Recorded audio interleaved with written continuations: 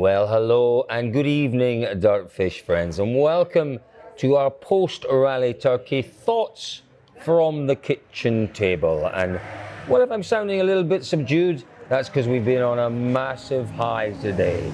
David, what a final day we have seen here at Rally Turkey. Where do we start? Well, I suppose we've got to.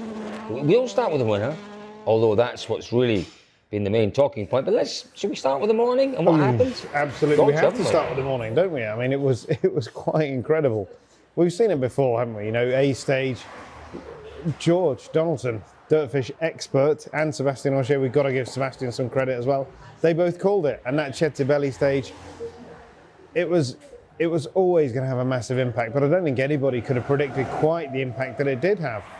But you know, when you drive through these roads and you see the rocks, it's almost impossible to consider the cars will come through without any issues. And the problem this morning, David, was because of the dust. Yeah, sorry. You couldn't see the rocks. Oh, is this our food? No, I thought that was our food coming as well. You thought it was our food as well. That's quite disappointing. Yes. Yeah, the problem was this morning, because of the dust, you couldn't see the rocks. You couldn't see the edge of the road. Yeah. You know, there were drivers telling us, Sebastian Loeb told us, really all of them. Yeah, I just didn't see the rocks. Even this is the point, Col, that even if they could see them, you know, there's so many blind corners that you're committed to the line. And this is what we discovered when you drive through these roads. You know, you're on the line and you're holding the car, and there is, you know, you then take a decision. Do you avoid the rock and potentially go off the road on the outside? It's impossible. It was an absolute demonstration of what a rough rally should be today. Do you know, it's a difficult one because you get a stage like that and people start talking about luck. Yeah. And you know, you're either lucky to avoid them or unlucky to get the punctures and the tyre problems there. Is that fair? Yeah, that's fair. You think it is fair? Of course it is fair, because, you know, I think it's probably fair to say that Elvin took a different approach. You know, he was marginally, like fractionally slower through every kilometre of that stage first thing this morning. But it doesn't matter. Still, at the speed he was travelling, when he got the car in sixth gear and he was committed to a corner, if that big rock was there, he was going to hit it, he was going to hit it, yeah. Yeah. So, you know, undoubtedly there is a small element of luck. Yeah. But you have to say... And then, you know, sorry to interrupt, but, you know, if you do hit it, then it's good fortune that you hit it in the last half a kilometre or in the first half a kilometre, isn't it? You know, there's all different kinds of elements. But yeah. But for me, that's great. Sorry, I interrupted you again then, Cole. But I'm far more interesting than him. Except for the point I've now forgotten what I was going to say. Far more interesting, but yeah. Well, listen, what I would say though, we look back at this rally and we've had 3 editions of the rally, haven't we?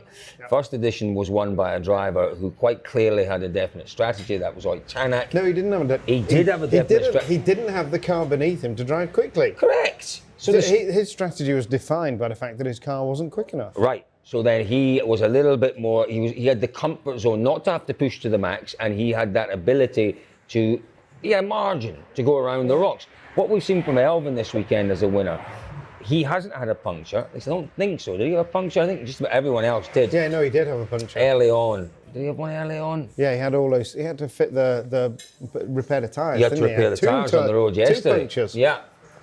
And your memory's worse than mine. Didn't have a puncture this morning. Everyone else had a puncture this morning. He didn't. But what we see, and I don't think it's luck and I don't think it's coincidence, that 2 out of the 3 winners here have done so from a position where they weren't winning stages. Yeah. They weren't winning stages, but they avoided real, my word of the weekend, jeopardy. Yeah. They avoided it. And for me, that's not luck. It's not coincidence that happened. This is one of those rallies that introduces or reintroduces into rallying a lost element. Yeah. Rallying, to some extent, has become a series of sprints. Fastest. You couldn't call Mexico and Elements of Sardinia a sprint, but I agree. To some extent. That we've lost an Acropolis style. Yes. Really hard, really hot, every stage. But equally, one thing that I have found really frustrating on this event is that we went through Jezebelde yesterday morning. Great stage, 19 Fantastic. Miles or something like that. And then we just went into 2 really short ones. And just when we were into the real endurance, it stopped. And what I found interesting about that loop yesterday was Jezebelde was quite It was a difficult stage. It had an abrasive surface. It was up through the hills. And then we went into 2 stages that were very sandy and were quite innocuous, really. But they were just short. Yeah. You know, yeah. I mean, they should have been double length. And we should point out here the reason that the event was shortened, because obviously Friday morning was shakedown into the first 2 stages on Friday afternoon. It's because it was so close in terms of chronology to Estonia. We'd come from Estonia and straight into, we had 1 weekend off and then straight into here. And this is because of everything that's gone on with the calendar this year. It's really the only way they could piece this calendar together was to run these shorter events. Sardinia, we will in 3 weeks' time, we're back to a full 3-day event, but that's then compromised by the fact that we're getting towards the late autumn, winter, so we've got less daylight hours, so we're running shorter stages because we can't run into the nighttime. He's lost me. I tell you, I hope you guys are following this because he's lost me. Anyway, let's move on. We're being told, by the way, folks, shush. We're being told that our kitchen tables are a little bit long, so I am going to try and rein in David Evans. It's not easy. Really?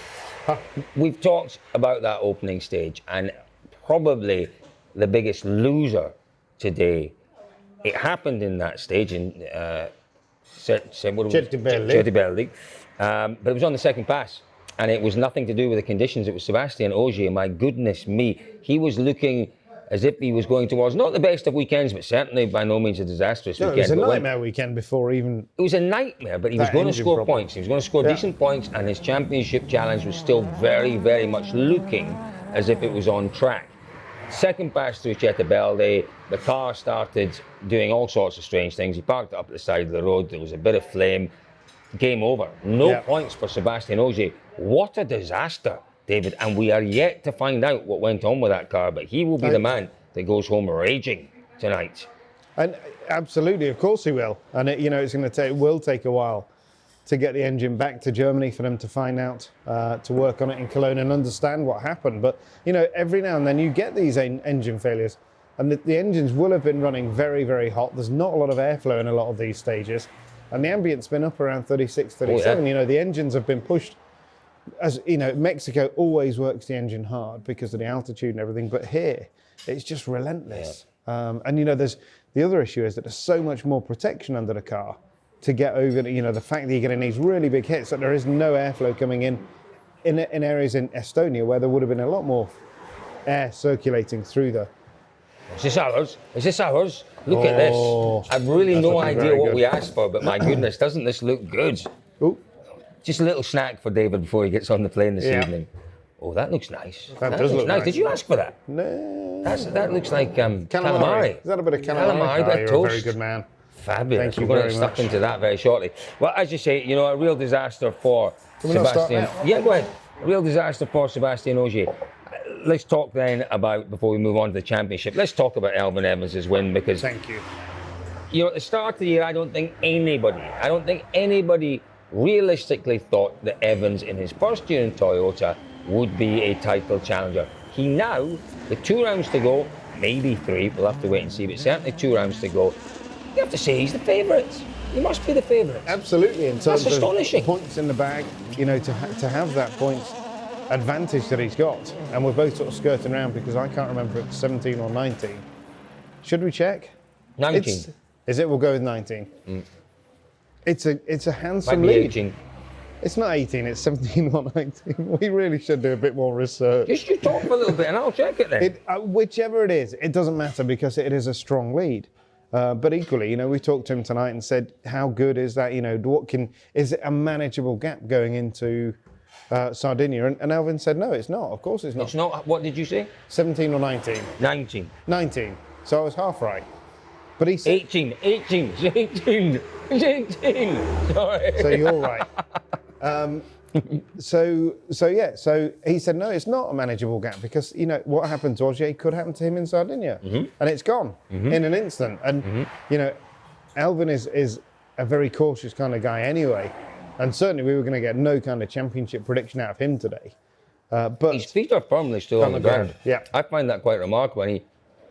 And we asked him about various things, and he genuinely doesn't. There's an awful lot he doesn't know about. There's an awful lot he doesn't think about. He didn't know what the difference was. He wasn't interested. No. He deliberately he's a very focused guy, and he keeps his mind on the job in hand. And the job in hand is really stage by stage, day by day, rally by rally. And if he keeps that up, David, are we going to see a third British World Rally champion this year? Better than evens, I'd have said. The odds better than evens.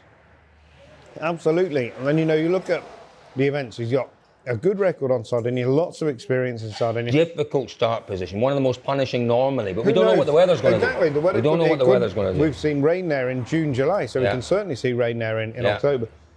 But then you go to Ypres, you know, an event that he hasn't done before. Experience matters there.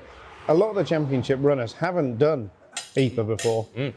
But if you asked Alvin where are you probably most comfortable, he would say, you know, asphalt with changeable conditions. Look at what he did in Corsica in 15. Yeah, when absolutely throwing it down with rain. And then, you know, Germany, he's always gone well in Germany. So for a while, I think he was right up there in the top two drivers in the world on asphalt. He really was. I think he's probably still there. I think he's probably still there. So it really has been the most entertaining weekend here in Turkey. David, 3 years we've been here in this part of Turkey. No indication that we're coming back. No, Will you miss the event? I've got to be completely honest. Marmaris not really my cup of tea. But what I will miss is this style of event. You know, there's talk about the Acropolis coming back. Fingers crossed, Acropolis. We might have some news on DirtFish later on next week about that. Absolutely love to see the Acropolis back because it's the same style. You know, it's an event where you really have to drive with your head. Talking to Tanak this afternoon, you know, I said to him, what do you think? We're leaving Turkey. Reflection on this rally, and he said it's good. He said, you know, because we need these events that aren't just super flat out, that you do have to think about a strategy. And rallying is about diversity. You know, this is the greatest attribute we have as sport, is the diversity that exists within our sport. And we go from snow to ice to smooth gravel to rough gravel to mud to tarmac to wet tarmac. We have that ability, and there is most definitely, it's not just a place, you know, there's one of the founding. We need it. We need it because, you know, if you take somebody and stand them at the side of the jump, the Yellow House jump in Finland, it'll take their breath away to see what a car can do over there, one of these modern cars. Equally, take them down the middle of Cetibelli today and look at the rocks. The rocks are bananas. You know, it's insane the size of them. And the cars were coming down there at 180 kilometres an hour. Astonishing. Astonishing. Well, folks, listen, don't forget, Monday on DirtFish is David Evans' day. It's where you get, it is your day, where you will get all of the in-depth analysis. You'll hear all of the news. There are some big stories that David's managed to unearth this week. It's not David Evans doing the driver ratings this week, is it, Colin? No, I get to do the driver ratings. I like doing the driver ratings. He doesn't, so I'm going to take over the driver ratings. But yeah, Monday is DirtFish Monday. And take a look at all of the wonderful articles, the stories, the news that will come out from Rally Turkey. Folks, it's been an absolute joy talking to you. What's the policy here for flapping flies? Flapping flies? Yeah, we should flap. You've got to flap them. You've got to flap them. You've got to flap. Flap them. Flap away. Keep an eye, dirtfish.com, as I say. It's been an absolute joy to have you with us at our Turkish kitchen table all week here. We're missing our friend and colleague George Donaldson. I'm sure he will be back at some time in the future. Folks, thank you very much from our Turkish kitchen table.